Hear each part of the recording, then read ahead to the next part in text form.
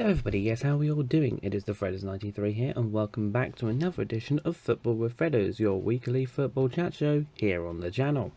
And this week, we sort of glanced at it a little bit last week with Hasbro 60. This week, we are going to focus on the league as a whole and how it's been going on this season.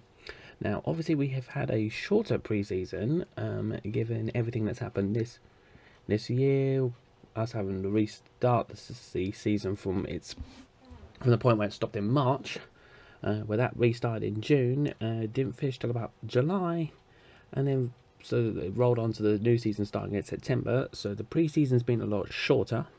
So when you're starting to tell with a lot of the injuries that have been coming up, or they've been heavily inflicting onto squads this season, in particular with the likes of Leicester and Liverpool. They all seem to be dropping like flies with injuries at Liverpool.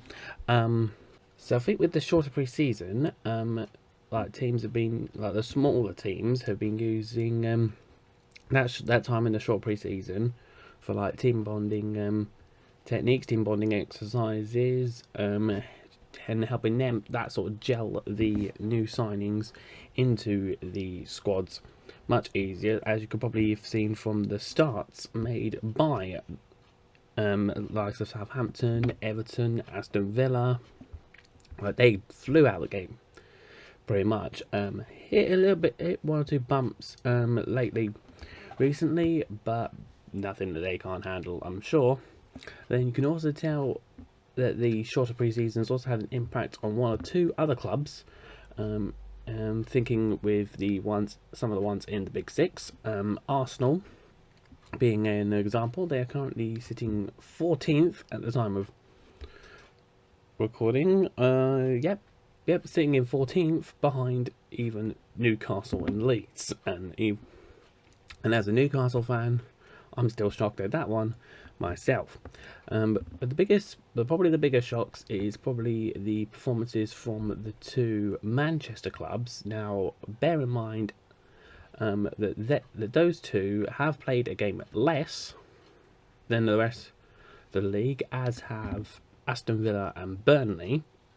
Man City and Man United have obviously played a game less due to the progression that they made in their European competitions last season, and so they got granted that extra week's rest for that first game week. And with those fixtures, Man United versus Burnley and Man City v Aston Villa have yet to be rescheduled.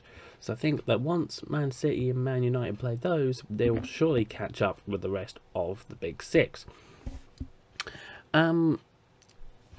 This season so far has been a bit of an interesting one, not just sort of like with the injuries and the teams in form and things like that, but VAR having more of an impact in games in terms of the amount of disallowed goals and the amount of spot kicks, not just being awarded but having to be retaken as well.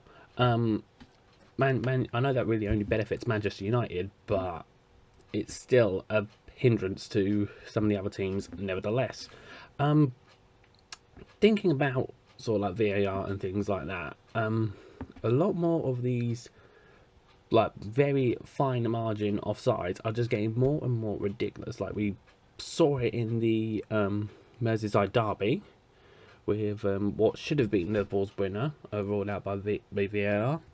What else have we seen here? Oh yeah, Patrick Bamford for Leeds against Crystal Palace, shown to be offside just from pointing where he wants to pass. I mean, seriously?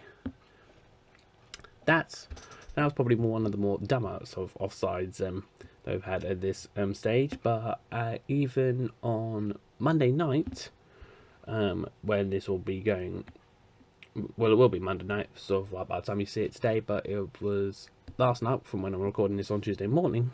The whole thing with West Ham versus Aston Villa, with Ollie Watkins' late equaliser being denied by VAR, catching that his trailing arm was caught offside, even though he was being obviously held back by Ogbonna. And then maybe there was a bit of a debate there that there should have been a penalty in that one. So one or two sort of like yeah sort of things from VAR, but also this handball rule of the Premier Leagues, which we seem to have acquired from the La Liga, Bundesliga, and Serie A. It's absolutely stupid. Like you probably saw it from like the first 4 or 5 weeks in the Premier League. We saw a lot more penalties awarded through handballs, but that's where we've now adopted this rule where this is not handball, but that is. Which I think is a little bit of a silly sort of rule.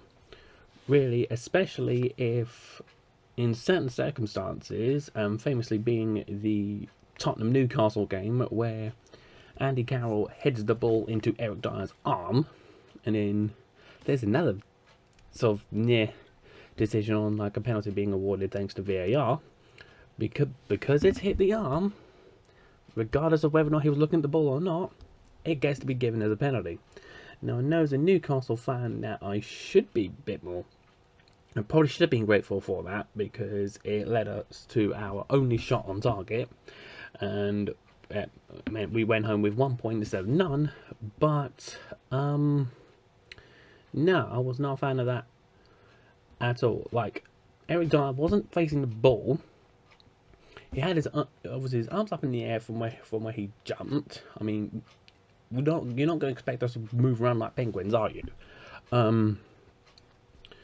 And then Andy Carroll just so happened to have headed the ball into the path of Dyer's arm. So there's absolutely nothing that Dyer could have done about it. But obviously, because it's hit that part of the arm, it's got to get given as a penalty. So I think hopefully that's something that is looked at more, either throughout the season or into next season, because I do not want to see the handball rule sort of carrying on with the league. And also the use of the pitch side monitors increasing. It is a good thing. You can see in the league, so it's not just being sort of like decisions being made for them by someone in the dressing room. Like they're actually allowed to use the pitch side monitors, but at the same time, I think the delays in sort of like the incident and the results is just increasing because they're spending about 2-3 minutes looking at the incident in the control room for VAR, and then they go, right, you better take a look at this for yourself and guess, and just then face an opinion, make an opinion for yourself. And so they go off over the pitch side monitors. Then they probably stare at it for about another 90 seconds. So you're easily looking at about 4 to 5 minutes of decision, which even still is still a little bit too long. But yeah, going forward into the Premier League, we're now heading into December, so the busy festive fixture period. Will we continue to see Newcastle getting some more wins together? It'll be interesting to see with what players, giving all the positive cases and tests coming back from Newcastle. Will we see Man City and Man United sort of like get a proper amount of form together and like shoot themselves up the league from their mid-table obscurities at the moment? Can Arsenal bounce back? And how much longer can Southampton and Aston Villa stay in the top 10? We'll obviously have to wait and see as the season goes on. So that'll do it for this week with Football with Fredders. Thank you very much for watching. Hope you've enjoyed it. Leave a like, subscribe if you're new, follow social medias, and we'll see you very soon. Take care. Bye bye for now.